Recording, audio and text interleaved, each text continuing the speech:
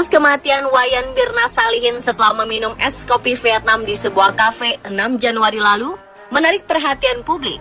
Bahkan karena rumit dan banyaknya spekulasi, membuat kasus ini harus melalui proses yang panjang. Daily Mail menyebut kasus meninggalnya Mirna mirip dengan cerita dalam novel detektif Agatha Christie. Berbagai asumsi bermunculan terkait misteri kasus ini. Selain novel Agatha Christie, beberapa pecinta anime juga mengatakan bahwa kasus ini mirip dengan salah satu episode dalam kisah komik Detektif Conan. Beberapa peristiwa kriminal di dunia yang terjadi memang mirip dengan kisah-kisah fiksi dalam novel ataupun film.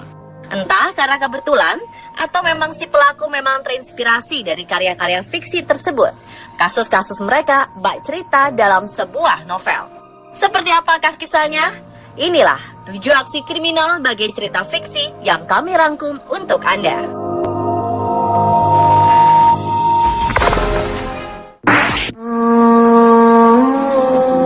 Seorang dokter di Swedia dituduh telah membius serta menyekap seorang wanita di dalam bunker bawah tanah.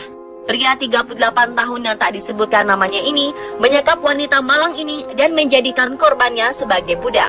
Tindakan dokter ini dikatakan mirip dengan novel berjudul Room karya Emma Donoghue. Novel ini sendiri ditulis karena terinspirasi dari kisah nyata Joseph Ratzel yang menyekap putrinya sendiri selama 24 tahun. Untuk melancarkan aksinya, pelaku membeli topeng untuk menyamarkan dirinya dan korban.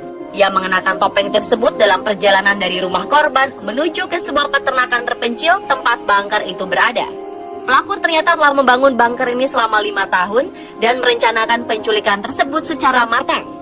Korban tak sadarkan diri setelah dibius menggunakan stroberi yang dicampur dengan zat kimia rohypnol di rumahnya yang terletak di Stockholm. Akhirnya penyekapan ini berakhir setelah keluarga mencari keberadaan korban yang menghilang dan melaporkannya ke polisi.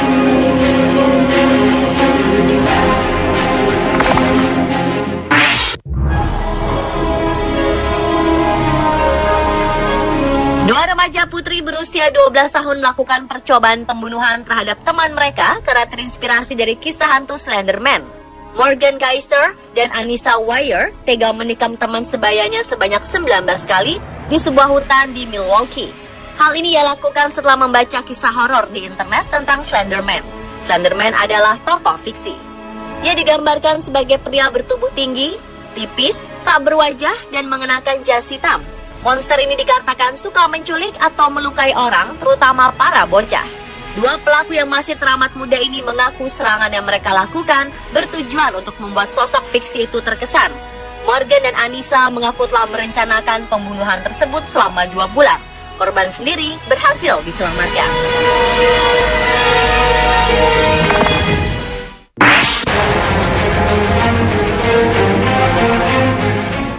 Pria Amerika Serikat bernama Craig Stephen Hicks ditangkap setelah membunuh 3 mahasiswa dari University of North Carolina, Chapel Hill.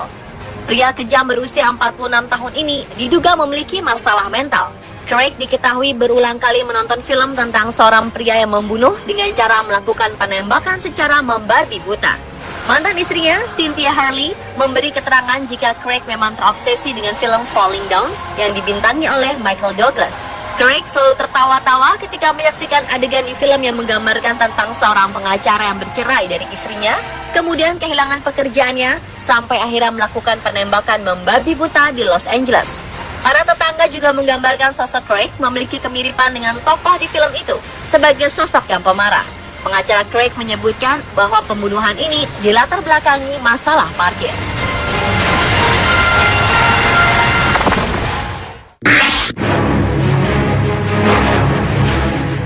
Setelah melihat salah satu tokoh serial yang disukainya membunuh, seorang remaja di Inggris terinspirasi untuk melakukan hal yang sama. Daniel Bartlam, 14 tahun, dikenal sebagai remaja yang sangat menyukai serial berjudul Coronation Street dan beberapa film horor. Sayangnya dari kebiasaan menonton film ini, Daniel menjadi terobsesi.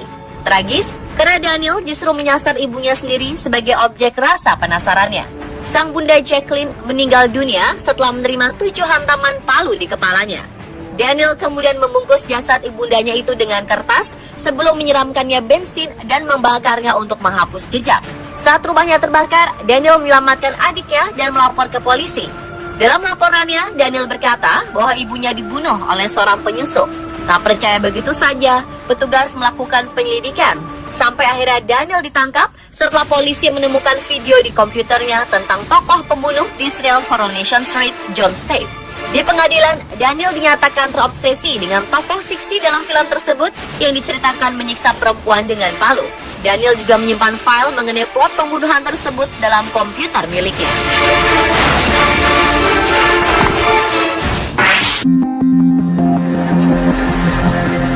Seorang mantan pegawai bank di Chicago melakukan perampokan di sebuah bank bersama kekasihnya pada tahun 2011 lalu. Pelaku Nafasha Edwards dan sang kekasih Lyndon Jermel Wesley melakukan aksi perampokan tersebut dengan mengenakan pakaian biarawati dan topeng. Sambil membawa senjata api, kedua sejoli ini berhasil membawa kabur uang senilai $120.000 atau sekitar 1,6 miliar rupiah. Namun pelarian Nafasha dan sang kekasih berakhir kala polisi berhasil mengidentifikasikan keduanya dan menjebloskan mereka ke penjara. Kisah perampokan ini mirip dengan kisah sebuah film berjudul The Town yang dibintangi oleh Ben Affleck. Film ini bercerita tentang perampok bank berkostum biarawati dan bertopeng karet saat melancarkan aksinya.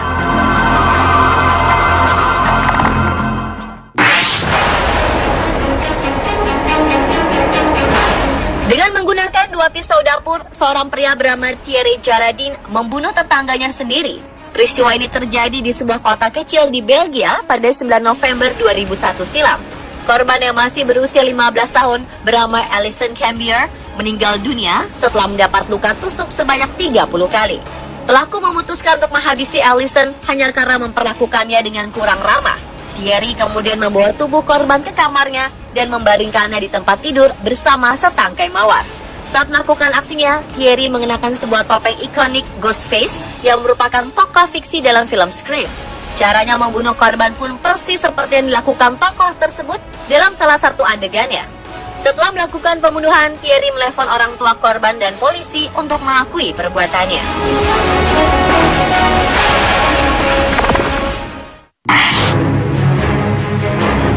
Seorang pria bernama Jason Hart dinyatakan bersalah setelah mencekik kekasihnya hingga meninggal.